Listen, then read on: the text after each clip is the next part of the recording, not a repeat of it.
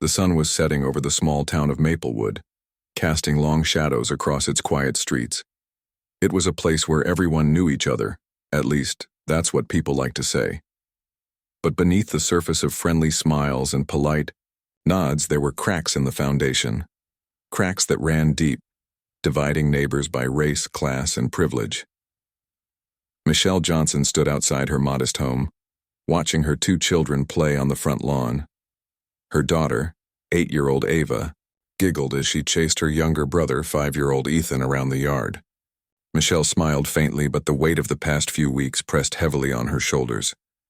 She had always been careful, too careful, some might say, to avoid drawing attention to herself or her family.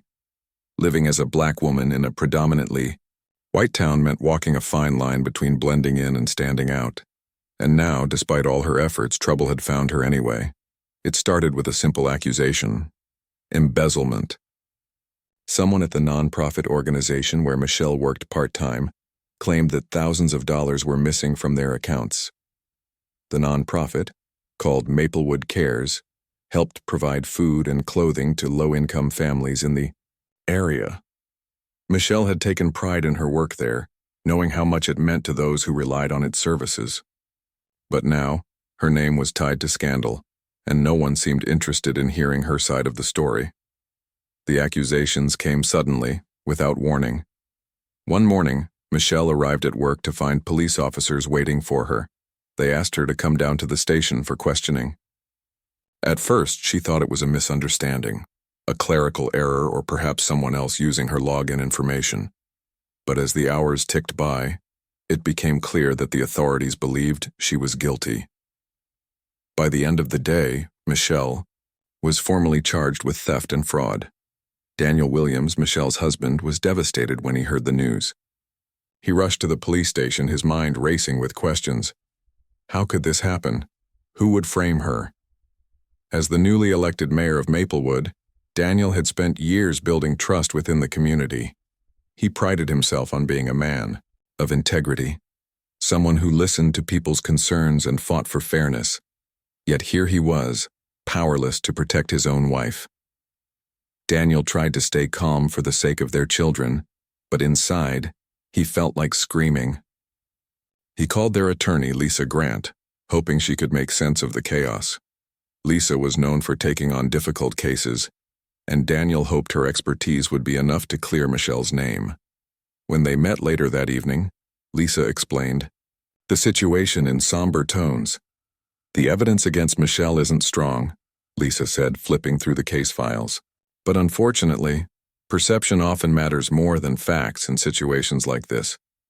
People see what they want to see. What do you mean? Daniel asked, furrowing his brow. Lisa hesitated before answering. Look, I don't want to sugarcoat it. There's bias here, racial bias. Some people will automatically assume Michelle is guilty because of how she looks.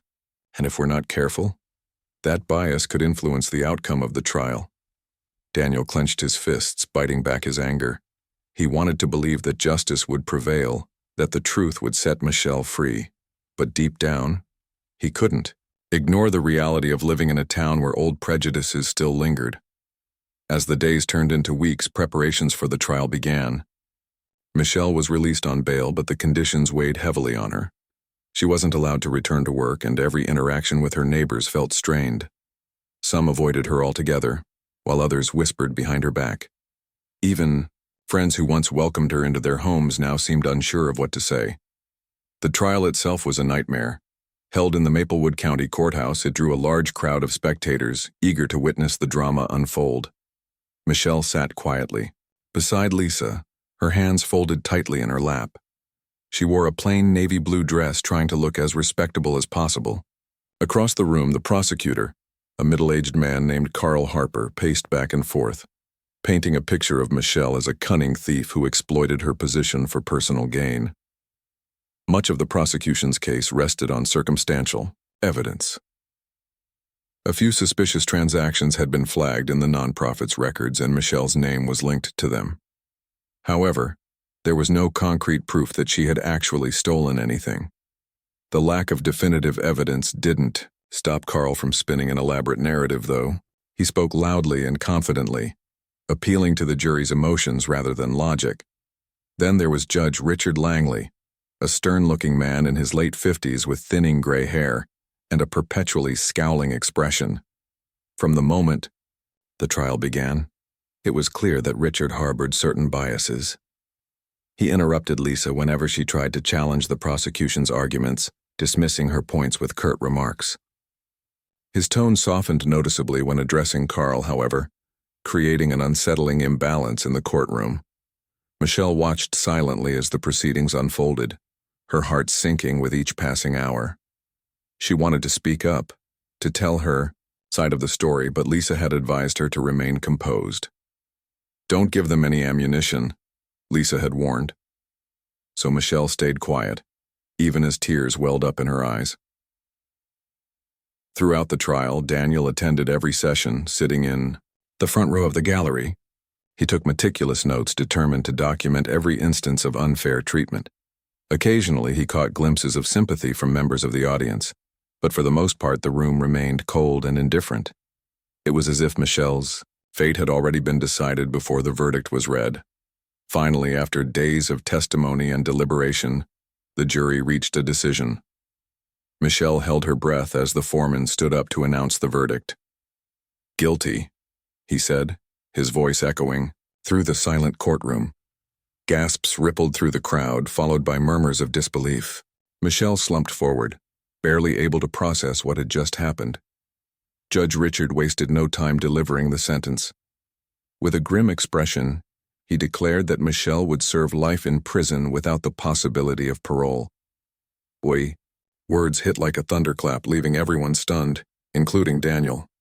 He rose to his feet, shouting objections, but Richard slammed his gavel down, silencing the room. As Michelle was led away in handcuffs, Daniel felt a surge of rage unlike anything he'd ever experienced. He vowed then and there to fight for justice, no matter the cost. What Richard didn't realize, and what no one in that courtroom knew, was that Daniel Williams was not just a grieving husband. He was the mayor of Maplewood, a man with resources, connections, and a burning determination to right this terrible wrong. And so, as Michelle disappeared into the bowels of the courthouse, her future uncertain, the wheels of change began to turn. Little did anyone know the real battle was only just beginning. The days following Michelle's sentencing were a blur of pain and disbelief. Daniel Williams, still reeling from the verdict, struggled to keep his emotions in check. As the mayor of Maplewood, he was expected to remain calm and composed, even in the face of personal tragedy. But inside he felt like a storm was raging, a mix of anger, frustration, and helplessness that threatened to overwhelm him.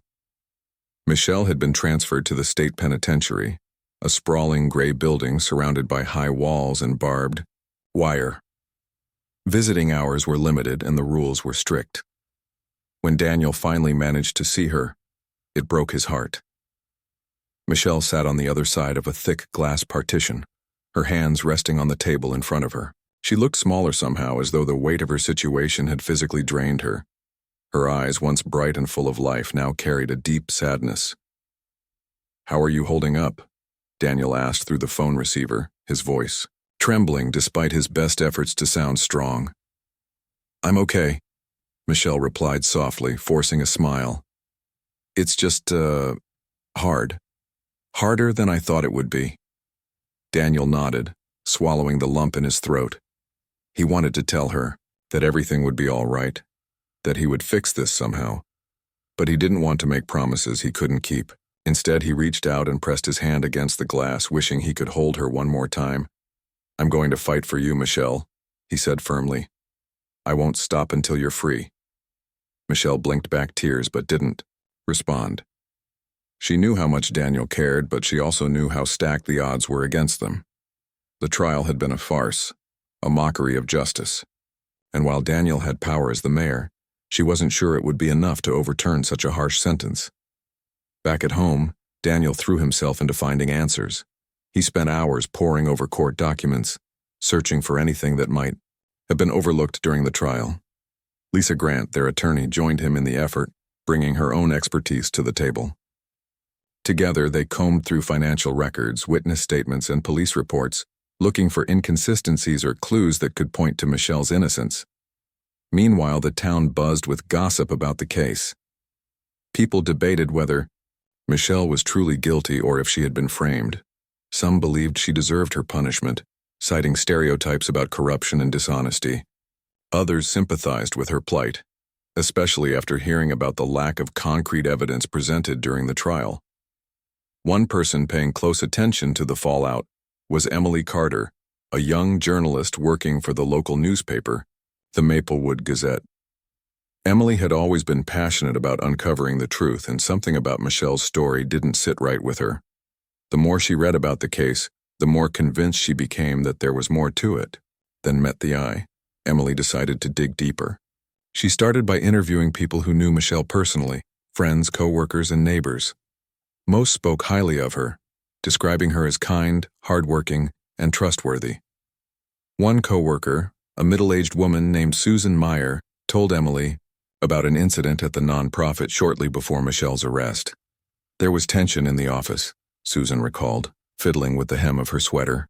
Somebody was skimming money from the donations, and we all suspected it was Andrew Langley. Andrew Langley? Emily repeated, jotting down the name. Who is he? He's Judge Richard Langley's nephew, Susan explained. He used to volunteer at the nonprofit, helping with accounting and stuff. But then things got messy and he stopped coming around. Emily's interest piqued. If Andrew Langley had access to the nonprofit's finances, it was possible he had something to do with the missing funds. And if Judge Richard Langley was related to him, that raised serious questions about bias in the courtroom. Emily thanked Susan for her time and promised to follow up if she found anything significant. Her next step was to track down Andrew Langley. It wasn't easy. He seemed to have vanished from public view after leaving the nonprofit. After several days of searching, Emily finally located him through social media. He lived in a nearby city working odd jobs to get by. When she called him, pretending to be a concerned citizen, he reluctantly agreed to meet her at a coffee shop. Andrew arrived late, wearing a hoodie pulled low over his face. He glanced around nervously as he slid into the booth across from Emily. "What do you want?" he asked gruffly, avoiding eye contact. "I'm trying to understand what happened at the nonprofit," Emily said gently. "People are saying money went missing and your name came up." Andrew shifted uncomfortably, clearly uneasy. "Look, I don't know anything about that," he muttered. "I just did some bookkeeping, that's all." "But you left suddenly," Emily pressed. "Why?" Andrew hesitated, then sighed. "Fine. Yeah, okay, there was trouble. Someone accused me of messing with the accounts, but it wasn't me. I swear." "Then who was it?" Emily asked. Andrew shook his head. "I don't know. All I know is that they needed a scapegoat, and Michelle took the fall." Emily's pulse quickened. This was the break she'd been hoping for. "Do you have any proof?" she asked urgently. "No," Andrew admitted. "But there's someone who does. Marcus Hayes. He worked there too. He saw everything." With that lead, Emily tracked down Marcus Hayes, a former employee of the nonprofit who had since moved out of state. After convincing him to talk, Marcus revealed shocking details about the embezzlement scheme. According to him, Andrew Langley had indeed been siphoning money from the organization, using fake invoices and forged documents to cover his tracks. When questions arose, Andrew panicked and framed Michelle, knowing she wouldn't have the resources to defend herself. Armed with this information, Emily wrote a series of articles exposing the truth behind the case. Her first piece focused on the lack of evidence against Michelle and highlighted testimonies from those who vouched for her character. The second article delved into Andrew's involvement, revealing his connection to Judge Langley and questioning the fairness of the trial. By the time the third article was published, the entire town was talking about it. Public opinion began to shift. Protesters gathered outside the courthouse demanding a retrial for Michelle. Signs reading "Free Michelle Johnson" and "Justice for All" filled the streets. Even some of Michelle's harshest critics started to doubt the validity of her conviction. The pressure mounted on Judge Richard Langley, who found himself under intense scrutiny. For Daniel, the growing support was both a relief and a source of renewed determination.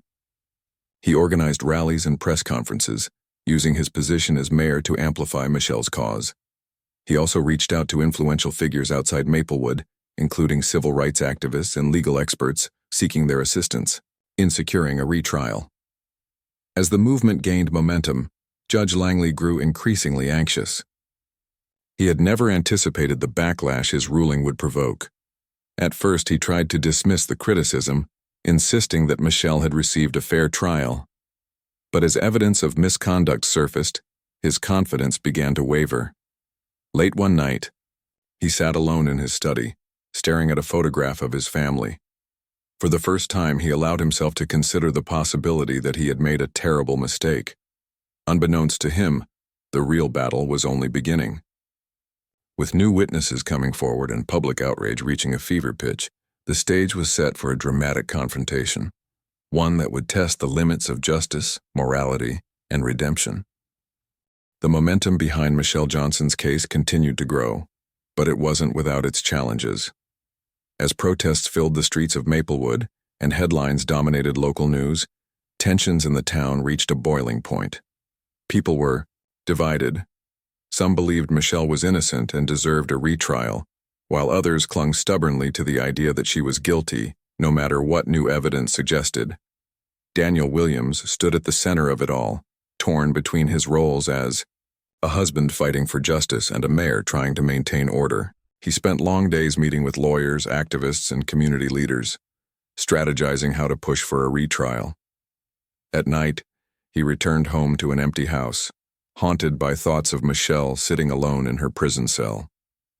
His children, Ava and Ethan, tried their best to stay strong, but the absence of their mother weighed heavily on them. Daniel did his best to reassure them, even when he wasn't sure himself. Meanwhile, Judge Richard Langley found himself trapped in a nightmare of his own making. The articles written by Emily Carter had sparked widespread outrage, and calls for his resignation grew louder each day. Anonymous letters began arriving at his home, some filled with insults, others with thinly veiled threats. His colleagues distanced themselves, unwilling to be associated with the controversy. Even his family struggled to understand why he had made such a harsh decision. One evening, Richard sat alone in his dimly lit kitchen, nursing a cup of coffee. He replayed the trial in his mind, searching for justification in his actions. Had he acted out of prejudice, or had he simply trusted the prosecution's arguments too much? The more he thought about it, the more doubt crept into his mind. Then, late that night, his phone buzzed with a text message from his sister. "You need to talk to Andrew." Richard froze. He hadn't spoken to his nephew since before the trial. The mention of Andrew's name sent a chill down his spine. Could Andrew really have been involved in the embezzlement scheme? If so, what did that mean for Michelle and for Richard's reputation? The next morning, Richard called Andrew, his voice tight with urgency. "We need to meet," he said firmly. "Now." Andrew agreed reluctantly, clearly uneasy about the situation. They met at a secluded park on the outskirts of town, away from prying eyes. When Andrew arrived, he looked nervous, glancing around as if expecting someone to jump out at him. "What's going on?" Andrew asked, avoiding Richard's gaze. "You tell me," Richard snapped. "I just read some articles accusing you of stealing money from that nonprofit. Is any of it true?" Andrew hesitated, then sighed. "Look, I messed up, okay? I took some money. I thought I could pay it back before anyone noticed. But when they started asking questions, I panicked. I didn't mean for Michelle to get blamed." Richard felt his stomach drop. "So you framed her? An innocent woman?" "I didn't think it would go this far," Andrew protested. "I figured they'd realize she didn't do anything and drop the charges. I never imagined she'd end up in prison." Richard clenched his fists, struggling to control his anger. "Do you have any idea what you've done? My career is ruined because of this, and now people are calling for my head." Andrew looked genuinely remorseful but offered no solutions. "I'm sorry," he muttered. "I don't know what to say." Richard dismissed him with a wave of his hand, feeling sick to his stomach. He knew he couldn't undo the damage already done, but he also realized he couldn't keep ignoring the truth. For the first time, he considered stepping down from the bench, not because he wanted to, but because he knew it might be the only way to salvage whatever remained of his integrity. Back in the city, Emily Carter worked tirelessly to keep the story alive. Her articles had ignited a firestorm, but she knew public interest could fade quickly if new developments didn't emerge. She decided to focus her efforts on finding Marcus Hayes, the former employee who claimed to have witnessed Andrew's crimes firsthand. Tracking him down proved difficult. Marcus had moved out of state and changed his contact information. After several days of persistence, Emily finally managed to reach him. Marcus agreed to speak with her over the phone, his voice cautious but resolute. "I saw everything," he told her. Andrew was siphoning money from the nonprofit, using fake invoices and altering records. When questions came up, he panicked and pointed the finger at Michelle. Everyone knew she wouldn't fight back. It was easy to pin it on her. "Do you have proof?" Emily asked eagerly. "Yes," Marcus replied. "I kept copies of the altered documents. I didn't think anyone would believe me, so I held on to them just in case." Emily's heart raced. This was exactly what they needed to turn the tide. "Can you send those documents to me?" she asked. "They could make all the difference." Marcus hesitated but eventually agreed. A few days later, Emily received a package containing photocopies of the incriminating files. She immediately shared them with Lisa Grant, Michelle's attorney, who reviewed them with growing excitement. "This is huge," Lisa said, spreading the papers across her desk. "With this evidence, we can file a motion for a retrial. There's no way they can ignore this." Lisa wasted no time filing the necessary paperwork, attaching detailed affidavits from both Marcus and Andrew. The court responded quickly, scheduling a hearing to determine whether sufficient grounds existed for reopening the case. News of the hearing spread like wildfire, drawing national attention to Maplewood. Reporters descended on the town, eager to cover the unfolding drama. As the date of the hearing approached, emotions ran high. Supporters of Michelle gathered outside the courthouse, holding signs and chanting slogans. Opponents showed up too, determined to defend the original verdict. The atmosphere was tense, with police officers stationed nearby to prevent potential clashes. Inside the courtroom, Daniel sat beside Lisa, gripping Michelle's hand tightly. It was the first time she had been allowed to attend a legal proceeding since her sentencing. She looked pale but resolute, her eyes fixed on the judge's bench. Richard Langley presided over the hearing, his expression unreadable. He knew this was his last chance to redeem himself or face complete ruin. When the session began, Lisa presented the new evidence, laying out a compelling argument for why Michelle's conviction should be overturned. She highlighted Andrew's confession, the forged documents and witness testimonies corroborating Michelle's innocence. Carl Harper, the prosecutor, tried to argue that the evidence wasn't conclusive, but his objections fell flat in the face of overwhelming proof. Finally, it was Richard's turn to speak. The room fell silent as he cleared his throat, his hands trembling slightly. After reviewing the evidence presented today, he began, his voice steady despite his inner turmoil. "It has become clear that errors were made during the initial trial. In light of these revelations, I am granting a motion for a retrial." A wave of cheers erupted from Michelle's supporters, echoing through the courtroom. For the first time in months, hope flickered brightly in Michelle's eyes. Outside, the crowd erupted in celebration, hugging one another and chanting her name. It wasn't over yet. There was still a long road ahead, but for the first time it felt like justice might finally prevail. Richard watched silently as the scene unfolded, knowing his decision had come too late to repair the damage entirely. Still, he hoped it marked the beginning of redemption, for Michelle, for the town, and perhaps even for himself. The decision to grant a retrial sent shockwaves through Maplewood, shaking the town to its core. For Michelle Johnson, it was a glimmer of hope after months of despair. She had spent countless nights in her prison cell wondering if she would ever see freedom again. Now, with the possibility of clearing her name on the horizon, she allowed herself to dream of reuniting with her family. But the road ahead was far from smooth. Daniel Williams worked tirelessly to prepare for the retrial. He knew this was their chance to expose the truth and hold those responsible accountable. With Lisa Grant leading the legal team, they pored over every detail of the case, ensuring nothing was overlooked. The documents provided by Marcus Hayes became the cornerstone of their strategy, proving beyond doubt that Andrew Langley had orchestrated the embezzlement scheme. It was clear now that Michelle had been nothing more than a pawn in a game she never asked to play. Meanwhile, Andrew Langley found himself cornered. Once confident in his ability to evade consequences, he now faced mounting pressure from all sides. His uncle, Judge Richard Langley, had distanced himself completely, refusing to answer Andrew's calls or messages. Desperate to protect himself, Andrew decided to flee the state. He packed a bag, withdrew what little money he had left, and climbed into his car under the cover of darkness. But escaping wasn't as easy as he'd hoped. News of his involvement in the scandal had spread quickly, thanks to Emily Carter's relentless reporting. Law enforcement agencies were already on high alert, monitoring highways and airports for any sign of him. Just as Andrew reached the state border, police officers pulled him over during a routine traffic stop. When they ran his license plate, they discovered an active warrant for his arrest. Within hours, Andrew was in handcuffs, being transported back to Maplewood to face charges.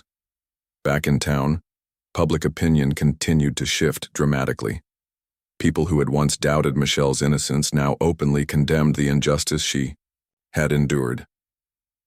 Protesters gathered daily outside the courthouse, demanding accountability not only for Andrew but also for Judge Langley. Many called for his resignation, arguing that his biased ruling had ruined an innocent woman's life. Others defended him cautiously, saying he had simply made a mistake and deserved a second chance. For Richard, the scrutiny was unbearable. He had always prided himself on his reputation as a fair and impartial judge, but now that image lay shattered. Every time he walked into the courthouse, he felt the weight of stares and whispers. At home, he struggled to sleep, haunted by thoughts of Michelle sitting alone in her cell. He tried to convince himself that granting the retrial had been the right thing to do, but guilt gnawed at him relentlessly. As preparations for the retrial intensified, Daniel and Lisa focused on building a strong defense for Michelle. They brought Marcus Hayes back to Maplewood to testify. Knowing his first-hand account of Andrew's crimes would be crucial, Marcus initially hesitated, fearing retaliation, but Daniel assured him that his safety would be prioritized. With protective measures in place, Marcus agreed to cooperate fully. On the day of the retrial, the courtroom was packed. Reporters filled, the gallery cameras flashing as Michelle entered alongside Daniel and Lisa. She looked different this time, stronger, more determined. Her presence commanded respect, even from those who had once doubted her. As the proceedings began, Lisa delivered a powerful opening statement, painting a vivid picture of how Michelle had been framed and abandoned by a flawed system. The prosecution, led by Carl Harper, attempted to challenge the new evidence, but their arguments lacked conviction. They questioned Marcus's credibility, suggesting he might have ulterior motives for testifying against Andrew. However, Lisa countered effectively, presenting irrefutable proof of Andrew's fraudulent activities. The forged documents spoke for themselves, leaving little room for doubt. Andrew's testimony was perhaps the most damning moment of the trial. Arrested and facing severe penalties, he struck a plea deal with prosecutors in exchange for full cooperation. On the stand, he admitted to stealing money from the nonprofit and framing Michelle to avoid suspicion. His confession sent ripples through the courtroom, solidifying the narrative that Michelle had been wrongfully convicted. Throughout the trial, Judge Langley maintained a stoic demeanor, though his discomfort was evident. He avoided making eye contact with anyone, focusing instead on the proceedings before him. Privately, he wrestled with conflicting emotions. Part of him wanted to step down from the bench immediately, sparing himself further humiliation. But another part clung to the hope that overseeing a fair retrial might redeem him in the eyes of the community. As the days passed, the tide turned decisively in Michelle's favor. Witnesses testified about her character and work ethic, painting her as a devoted mother and trusted colleague. Even some of the jurors seemed visibly moved, nodding along as Lisa presented her closing arguments. By the time deliberations began, there was little doubt about the outcome. When the jury returned with their verdict, the courtroom fell silent. The foreman stood up, his voice steady as he announced, "Not guilty." A collective gasp swept through the room, followed by cheers and applause from Michelle's supporters. Tears streamed down her face as she embraced Daniel and Lisa, overwhelmed by the realization that she was finally free. Outside, the crowd erupted in celebration, chanting her name and waving signs proclaiming justice served. For Michelle, the moment was bittersweet. While she rejoiced in her exoneration, she couldn't forget the pain and suffering she had endured. Months of her life had been stolen, and no verdict could erase the scars left behind. Still, she vowed to use her experience to help others, becoming an advocate for reforming the justice system. As Michelle walked out of the courthouse flanked by her family and friends, Daniel felt a surge of pride. They had fought long and hard for this day, and while the battle wasn't entirely over, they had won the war. Together, they would rebuild their lives and ensure that no one else suffered the same fate. In the aftermath of the trial, the town of Maplewood began to heal. The scandal forced difficult conversations about racial bias and systemic inequality, prompting some residents to confront uncomfortable truths. Judge Langley eventually resigned, acknowledging that his actions had undermined public trust. Though his departure marked the end of his career, it also signaled a new beginning for the town, a chance to move forward with greater awareness and accountability. For Michelle, Daniel, and their children, the future held promise. It wouldn't be easy, but they faced it together, stronger than ever. And as they drove home that evening, the sun setting behind them, Michelle allowed herself to believe that brighter days were ahead. The days following Michelle Johnson's acquittal were a whirlwind of emotions. For the first time in months, she stepped out of the courthouse as a free woman, greeted by cheers and applause from supporters who had rallied behind her cause. Friends, family, and even strangers embraced her, offering words of encouragement and congratulations. Yet, amidst the joy, Michelle couldn't shake the heaviness that lingered in her heart. The scars of her ordeal ran deep, scars that no verdict could erase. Daniel Williams stood by her side, holding her hand tightly as they made their way through the crowd. He felt a mix of relief and anger. Relief that justice had finally been served, but anger at the injustice his wife had endured. He knew the fight wasn't over, not for Michelle, not for their family, and certainly not for the broader issues exposed by the case. As mayor, Daniel vowed to use his position to push for meaningful change, ensuring that no one else would fall victim to the same biases and failures that had nearly destroyed Michelle's life. Back at home, Michelle struggled to adjust to life outside prison. Everything felt unfamiliar, even the small house she had once called home. Her children, Ava and Ethan, clung to her, unwilling to let her out of their sight. They had missed her desperately during her absence, and though they were thrilled to have her back, they also carried their own wounds from the ordeal. At night, Michelle lay awake, listening to the quiet hum of the house, wondering if she would ever feel truly safe again. Meanwhile, Andrew Langley faced the consequences of his actions. After pleading guilty to embezzlement and conspiracy, he was sentenced to 10 years in prison. His arrest and conviction sent shockwaves through Maplewood, serving as a stark reminder of the damage greed and cowardice could inflict. Some residents expressed sympathy for him, citing his youth and poor decisions, while others felt he deserved every bit of punishment he received. Either way, Andrew's downfall became a cautionary tale about accountability and the cost of dishonesty. Judge Richard Langley, on the other hand, faded quietly into obscurity. His resignation from the bench came with little fanfare, announced in a brief press release that cited personal reasons for his departure. In private, Richard grappled with overwhelming guilt and regret. He moved out of his spacious home and into a modest apartment on the outskirts of town, avoiding public spaces and keeping to himself. Friends and colleagues reached out occasionally, but most gave up when he failed to respond. Richard spent his days reflecting on his mistakes, haunted by the faces of those he had wronged.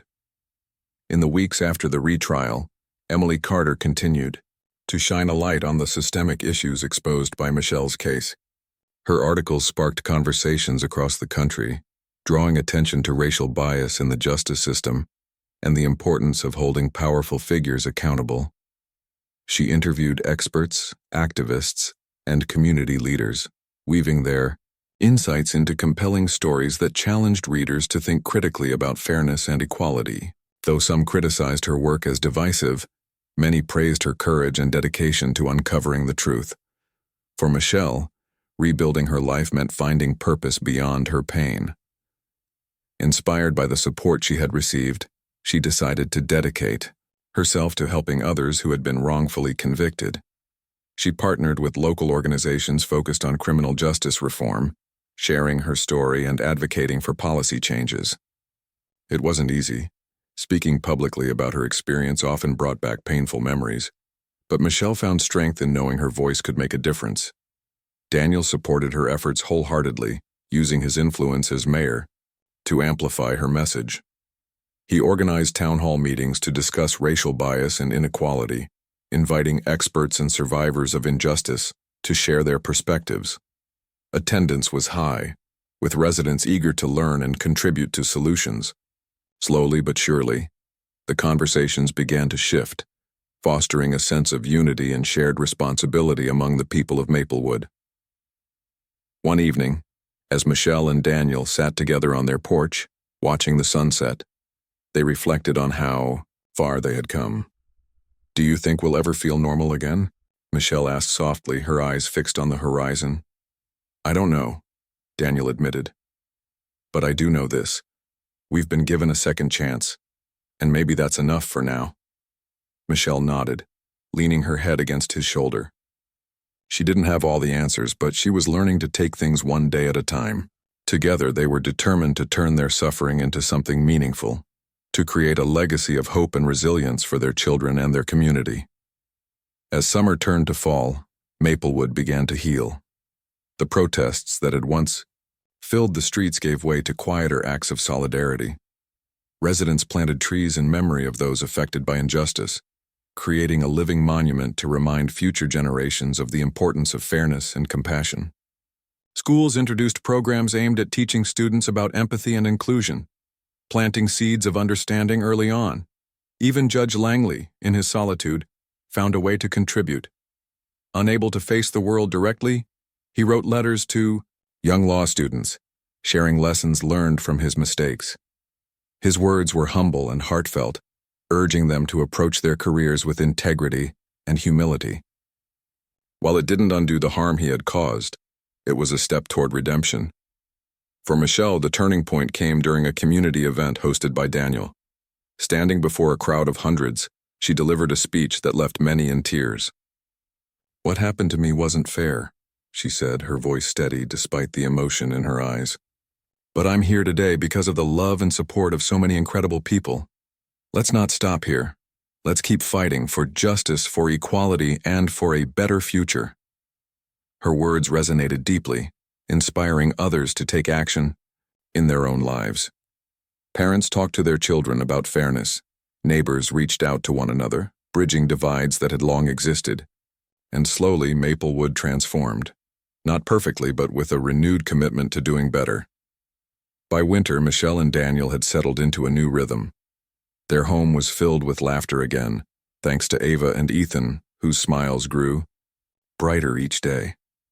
Michelle returned to work at the nonprofit, where she was welcomed back with open arms.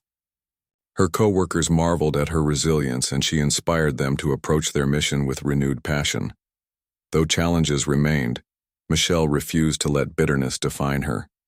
Instead, she chose gratitude for her freedom, for her family, and for the opportunity to make a difference. Daniel often told her how proud he was, not just of what she had overcome, but of the person she had become. As snow blanketed the town, Michelle stood by the window watching her children build a snowman in the yard. She thought about everything they had endured and everything they had gained. Life wasn't perfect, but it was theirs. And for the first time in a long time, she felt hopeful about the future. The months following Michelle Johnson's exoneration brought a sense of renewal to Maplewood. Winter gave way to spring, and with it came the promise of new beginnings. The town had changed in subtle but significant ways. Conversations about fairness, accountability, and equality were no longer whispered behind closed doors. They were openly discussed at dinner tables, schools, and community meetings. For Michelle and her family, life slowly began to feel like something close to normal again. Michelle threw herself into her advocacy work, determined to turn her pain into purpose. She traveled to nearby towns, speaking at events and sharing her story with anyone willing to listen. Her message was simple yet powerful.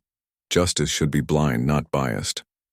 At first, standing before crowds made her nervous, but she quickly discovered that her vulnerability resonated deeply with others. People saw themselves in her struggle, whether they were victims of injustice or allies eager to help create change. Daniel supported her efforts every step of the way. As mayor, he worked tirelessly to implement reforms within the local government. He established a task force dedicated to addressing racial bias in law enforcement and the courts, inviting experts from across the state to share their insights. The initiative faced resistance from some quarters, but Daniel remained steadfast, knowing it was the right thing to do. His leadership earned him praise from many residents, who admired his commitment to making Maplewood a fairer place. Ava and Ethan adapted well to having their mother back home. They thrived under her care, their laughter filling the house once more. Michelle cherished these moments, realizing how much she had missed during her time in prison. She made up for lost time by involving herself in their lives, helping Ava with her school projects, playing catch with Ethan in the backyard, and tucking them into bed each night.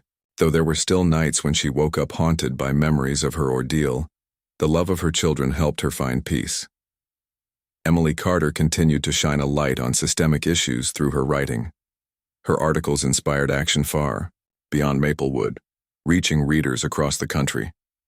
One piece, titled "Lessons from Maplewood," highlighted the importance of community involvement in creating lasting change. It went viral, sparking discussions in cities and towns nationwide. Emily received letters from people thanking her for giving them hope and courage to stand up against injustice. For her, this was the greatest reward, to know her words could make a difference. Judge Richard Langley, though largely absent from public life, found solace in small acts of redemption. His letters to law students grew into a modest mentorship program where he offered guidance and advice to young people entering the legal field. He emphasized the importance of integrity, urging them to always question their own biases and strive for fairness. Though he couldn't undo the harm he had caused, he hoped his efforts might prevent others from repeating his mistakes. Andrew Langley, serving his sentence in prison, struggled to come to terms with the consequences of his actions. At first, he resisted taking responsibility, blaming circumstances and bad luck for his downfall. But as time passed, he began to reflect on the pain he had caused, not just Michelle, but his uncle and countless others whose trust he had betrayed. He joined a rehabilitation program aimed at helping inmates reintegrate into society, finding comfort in connecting with others who had made similar mistakes. While he knew forgiveness wouldn't come easily, he vowed to spend the rest of his life making amends. Back in Maplewood, the nonprofit organization where Michelle had worked underwent its own transformation.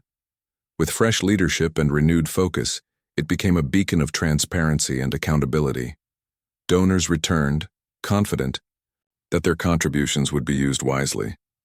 Michelle resumed her role there, bringing with her a deepened sense of purpose. She mentored younger employees, teaching them the value of honesty and hard work. Her presence inspired everyone around her, reminding them why they had chosen to dedicate their lives to helping others. One sunny afternoon, Michelle stood outside the nonprofit's newly renovated building, watching as volunteers unloaded boxes of food for distribution. A young girl approached her, holding a handmade card. "Thank you for everything you've done," the girl said shyly before running, off to join her friends. Michelle smiled, clutching the card tightly.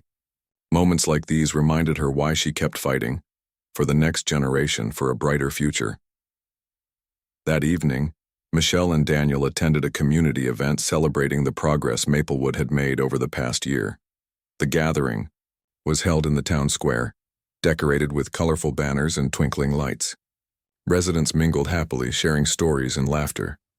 When Michelle took the stage to speak, the crowd fell silent, hanging on her every word. "Tonight, we celebrate not just what we've achieved, but what we're capable of achieving together," she said, her voice steady and strong. "Change isn't easy. It takes courage, patience, and a willingness to confront uncomfortable truths.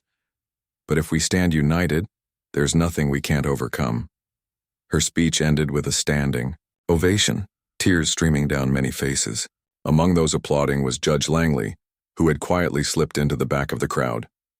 Though he didn't stay long, his presence spoke volumes about the strides he had made toward redemption. As the celebration wound down, Michelle and Daniel walked hand in hand through the quiet streets, reflecting on how far they had come. "Do you think we'll ever forget all of this?" Daniel asked softly. "No," Michelle replied without hesitation. "But maybe that's okay. Pain has a way of shaping us, teaching us things we might never have learned otherwise. And I think we're stronger because of it." Daniel nodded, squeezing her hand gently. "We are. Together." When they reached home, the house was dark except for the soft glow of a bedside lamp. Ava and Ethan were already asleep, their breathing slow and steady. Michelle paused in the doorway of their room, watching them for a moment before closing the door quietly. Life wasn't perfect, it never would be, but it was theirs. And for now, that was enough. In the weeks and months that followed, Maplewood continued to evolve. New policies were implemented, fostering greater inclusivity and understanding. Schools introduced programs focused on empathy and diversity, ensuring that future generations would grow up with a broader perspective. Even the courthouse underwent renovations, symbolizing a fresh start for the justice system. For Michelle, the journey was far from over.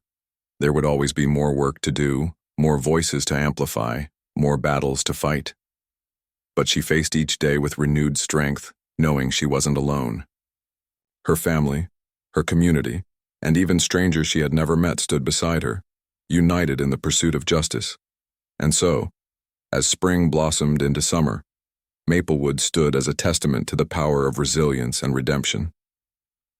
Michelle Johnson's story had become part of the town's fabric, a reminder that even in the darkest times hope could prevail. Together, they had turned tragedy into triumph, proving that no matter how broken the world might seem, healing was always possible.